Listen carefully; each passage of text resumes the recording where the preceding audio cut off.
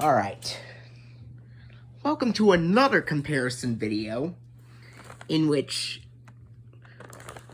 this is the only comparison video that I'm going to be making today because later today at around 6:20 this evening, I have to go out and rehearse with the orchestra that I'm attending.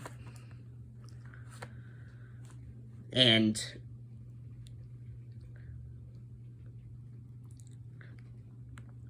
for those of you who weren't aware, I first became part of the orchestra back in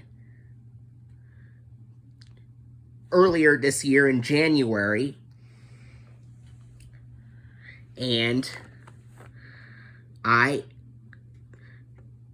was very excited to become part of the new orchestra that I'm attending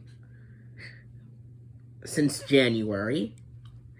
And the instrument I play in the orchestra, if you would like to know what instrument I play in the orchestra, I play the tuba, which is basically, it's a very deep-sounding, low-pitched brass instrument. It's got the same gold color as Alice's hair, basically.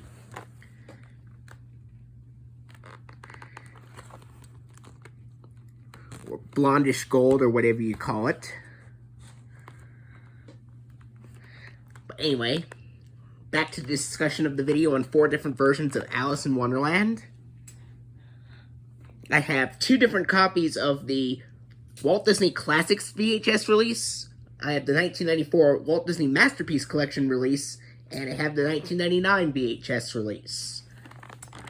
First, we'll look at one of my 2 copies of the Walt Disney Classics edition of Alice in Wonderland, which this is the 1988 VHS.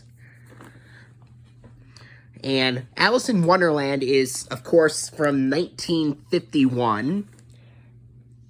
And if I forgot to tell you in the previous comparison video what year Bambi came out, that was in 1942. But Alice in Wonderland, that came out in 1951. This marks Catherine Beaumont as the voice of Alice. And it also stars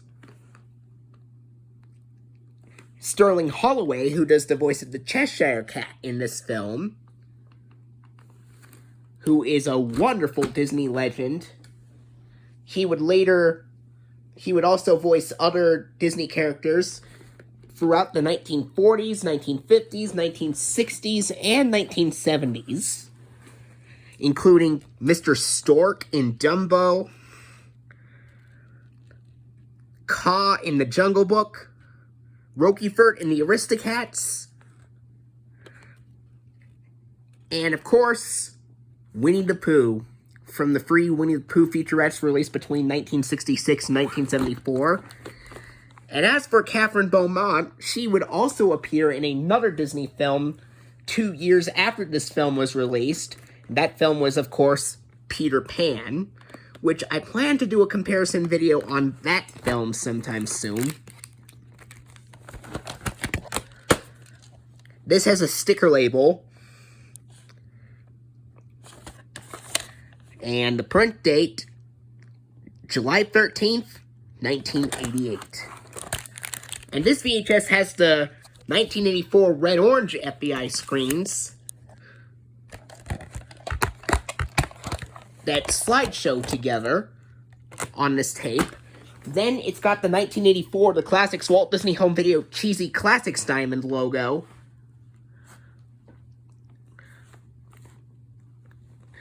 And it abruptly fades in and abruptly fades out. Then after that, we go right to the film. There are some copies of the Alice in Wonderland VHS where after the 1984 Classics Walt Disney Home Video Cheesy Classics logo, it would show the blue MPAA rating screen and the Buena Vista logo before the film starts. This copy does not have the MPAA rating screen or Buena Vista logo at all. There are also later copies of the Alice in Wonderland VHS tape that still contain the 1984 red-orange FBI screens, but update the tape master with the 1989 Walt Disney Classics Sorcerer Mickey logo, and these copies would be printed around 1991. And there's also even later copies of the Walt Disney Classics edition of Alice in Wonderland that replaced the 1984 FBI screens with the green FBI screens from the early 1990s, while still using the 1989 Walt Disney Classics logo. Here's another copy with the same casing and the same label, but the print date is March 6, 1991. And this opens the exact same way. It still has the 1984 Classics Walt Disney Home Video Cheesy Classics logo abruptly fading in and abruptly fading out. Now, the 1994 VHS, which was released on October 28, 1994. This is part of the Walt Disney Masterpiece Collection. And I've recently watched Alice in Wonderland almost 3 weeks ago on Disney Plus, believe it or not, when my aunt came over to visit. And me and my aunt both watched Alice in Wonderland together. What can I say about this film? It is absolutely marvelous. From the brilliantly talented voice actors, including Catherine Beaumont and Sterling Holloway, to the whimsically orchestrated music composed by Oliver Wallace, to all the funny gags that sometimes happen in the film, like every time the Cheshire Cat appears, and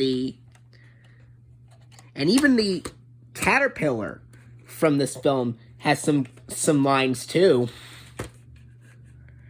And of course, Ed Wynn, most famously known as voicing the Mad Hatter in this film, and he would also appear in other films. Ed Wynn would also appear in other films like Mary Poppins 13 years later in 1964. This has an ink label, and the print date's September 28th, 1996. So this is a 1996 reprint. Now, this VHS of Alice in Wonderland contains the green FBI screens from the early 1990s.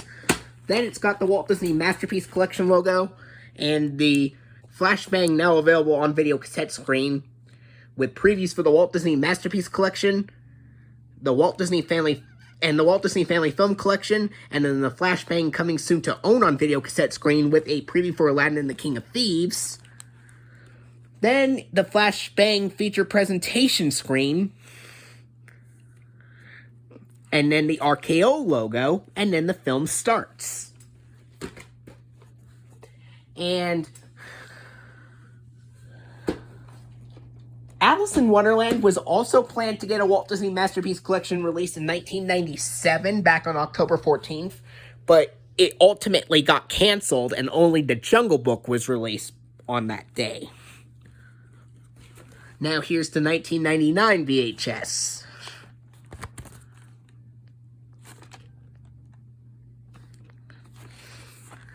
Released on July 13th, 1999. And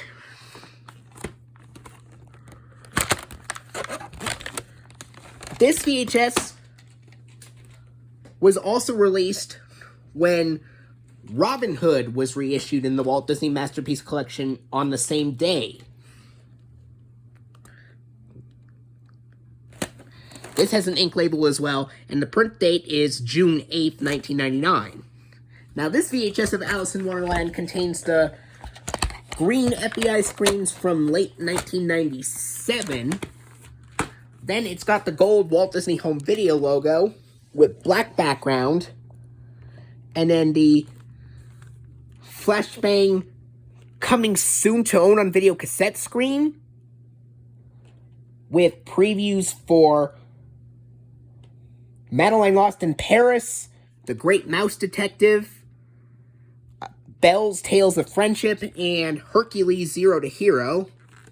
Then the lilac blue feature presentation screen with Mark Elliott's voiceover. And then the Walt Disney Masterpiece Collection logo, the RKO logo, and the film. There you go. Hope you enjoyed the comparison video on 4 different versions of Alice in Wonderland.